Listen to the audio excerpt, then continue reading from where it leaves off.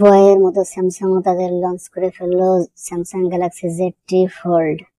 Unfold display থাকছে 10 inch QXGA dynamic AMOLED 2x display, 1600 nit peak brightness. Foldable display থাকছে 6.5 ইঞ্চির full HD plus dynamic AMOLED 2x display, 2600 nit peak brightness, 120 hertz refresh rate থাকছে।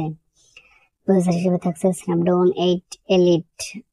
Camera থাকছে 200 মেগাপিক্সেলের main camera, 12 megapixel ultra wide camera, 10 MP telephoto camera, 3x optical zoom, 10 MP main screen camera এবং 10 MP cover screen camera.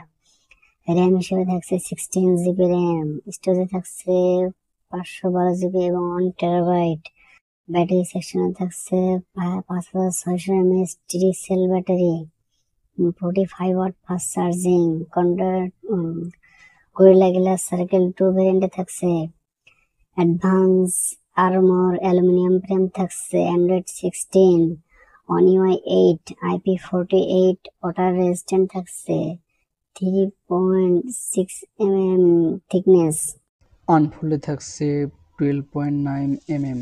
এবার দেখার বিষয় Samsung কি হয়, কি টক্কর দিতে পারে কিনা ট্রিপল ডিভাইসে।